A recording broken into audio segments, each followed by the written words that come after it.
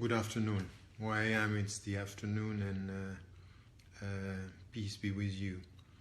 Um, I wanted to share with you some views because I have been questions and asked about what Trump said in the United States and in which way we have to deal with it, deal with this situation. Because if we look at all the Western countries, in fact, in Europe today, we see this in France, we see this in Germany or in Britain. The situation is quite worrying about what is said and in which way things are said about Islam, about the Muslims, and there is no day without talking about Islam, talking about what is happening in the Muslim majority countries, and questioning the very presence of the Muslims in the West, as if by the only fact that they are Muslims, they cannot be true Americans or true Europeans. And then we have Trump's leading now with the Republicans being able to say what he said about the fact that Muslims should be prevented from entering the country. And all the people are reacting, the media, some of the journalists, of course, and the media and the politicians are saying, intellectuals are saying that this is just unacceptable. Yet, if you look at the figures on the ground, he's still leading, and it's as if there is a disconnect between what is said by the politicians and the emotions that we find within the societies, and this support to some of these understandings and some of these claims that the Muslims are perceived as a threat, as a liability within the country. So this is why we have to come and to think about this, because at the end it's also a strategy. What Trump is doing is to say the worst in order to normalize the bad. And the bad is, once again, to make it a problem that every time you speak about Islam and Muslims, there is a problem. If it's not a controversy, at least it's a problem. And we have to ask ourselves in which way we have to respond to this, because 14 years ago, just after September 11, the situation in the States was not as bad as it is now.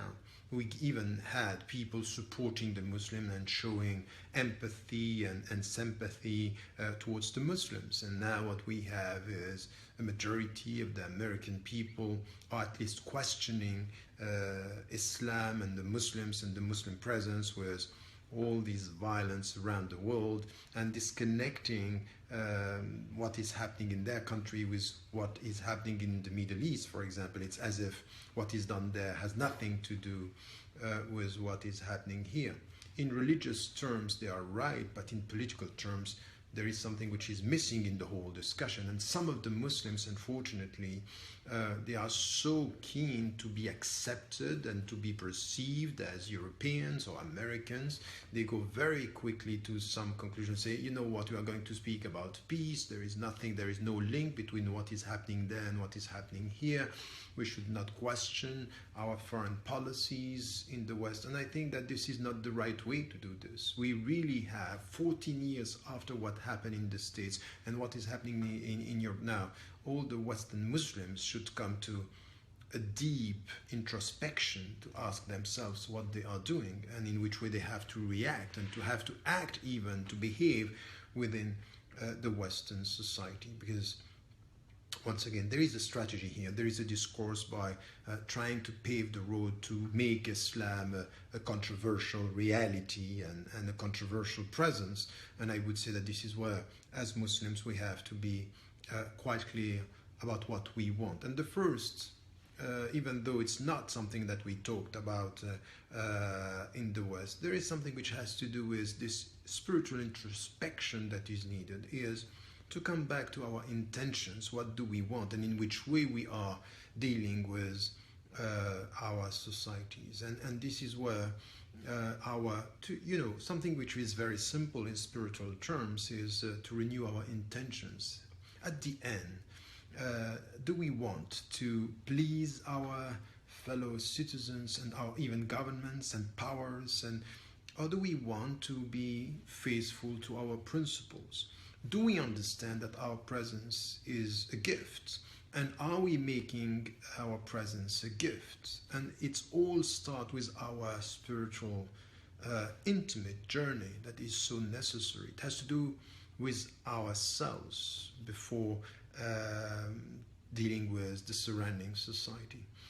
And this is why it's so important to come back to this. There will be no, we are going to be on the defensive and responding to what is happening if we don't even come back to ourselves and say, okay, when I say La ilaha illallah, when I say there is no God by God, when I'm saying that my religion is all about ethical behavior, serving humanity, understanding that the best among you is the best for humanity, which is what the Prophet, peace be upon him, said, and saying that at the end your inner peace, your intimate peace, salamat al-nafs, this tranquility that you are going to get in your heart is what you can give to the people around you, which is so important. It says, "Ala bi dhikrillahi tatma'innul qulub." This is the very essence of our religion, and it starts with this. While we are obliged day in, day out to speak about what Islam is not, even before talking about Islam, we have to experience what Islam is all about.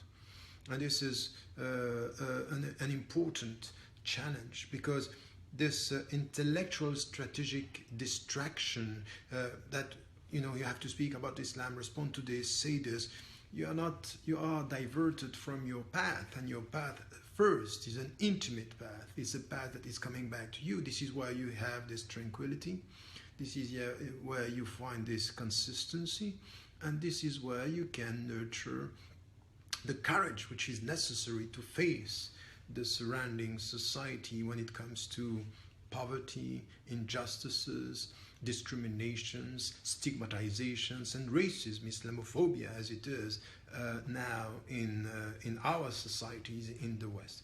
So there is something here which is important in the way we look at it, in the way we deal with it, in the way we are trying to be consistent with our values. And there is also something which has to do with our presence. If we understand that our presence means for us to be witnesses and to be witness to our message before humanity, which is لِتَكُونُوا شُهَدَاءَ عَلَى النَّاسِ, and I kept on repeating this for decades now, that we have to come together and to try to be witnesses. We are not here to convert people. We are not here to convert. The only conversion that we need is conversion towards more justice, dignity, and freedom for human beings, and not to convert people to Islam. This is not none of our business. This is God's decision. What we have to be and what we should understand is to be witnesses in our society, meaning that we have to stick to our principles and to serve the people by having this new visibility, while all the people around us say, you know what, the best Muslim is the invisible Muslim. What we should say is, no, the best Muslim is this visible Muslim, which is distinctive visibility based on ethical presence. So this distinctive or distinctiveness based on ethical presence means this ethics of citizenship, this presence serving our brothers and sisters in humanity, launching jihad against poverty, against discriminations, against inequality. These are the right jihad for something, for more justice, for more dignity. This is what we want. This is the very meaning of our presence wherever we are. If we settle somewhere, if we are in our society, and we are Americans, Canadians, Europeans, this is what we should do, and to do exactly the opposite. While we are asked to be invisible, we should be ethically visible with this distinctive dignity, which is part of what it means for us to be a human being when we say that we believe in God. And God and the messenger, peace be upon him, are telling us, this is where you are going to find life. This is where you are going to find meaning. This is where you are going to find your humanity. Now, the last thing that I wanted to say is that it's not us versus them. It's us as Americans, as Europeans, coming with our fellow citizens. And this is where the best answer to Trump and all the like is not to react and to insult and to isolate ourselves because he's gaining ground within the American people. That's exactly the opposite. You have lots of Americans, lots of fellow Americans and citizens who are now understanding that it cannot go that way, that there is something wrong in the whole discussion, this kind of stigmatization. It's the coming back of an old racism that is so bad. We haven't finished with racism against black people, that now we are adding racism against Latinos, and then we have racism against Muslims. That's not going to be the future. That's the end of anything which has to do with diversity and the real American society and what should be the American society as well as the European societies.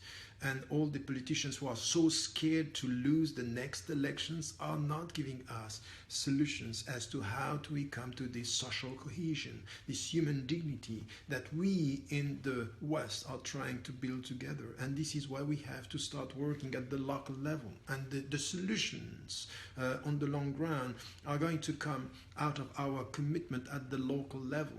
And the local level where we are spreading more information about who we are. We are partners with our fellow citizens as to anything which has to do with social justice, education, environment, all the topic. And I would say to the Muslims, speak less about Islam. Don't fall into the trap where they're always asking you, Islam, what is Islam, what is not Islam, Sharia, Jihad, and all this, and you are caught in this discussion. Why? Now, stop talking about Islam and behave as human beings nurtured by the Islamic principles in all the fields, all the fields, as journalists, as teachers, as psychologists, as whatever, as artists as well.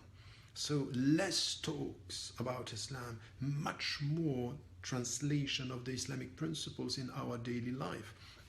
And it means as well that we are not only concerned with what is happening in our countries. Yes, we care about America. Yes, we care about Canada. Yes, we care about Germany or Britain or France or whatever. We care about our countries, but we care about humanity. And we say and we repeat and we make it clear that the life of our human brothers and sisters in humanity, our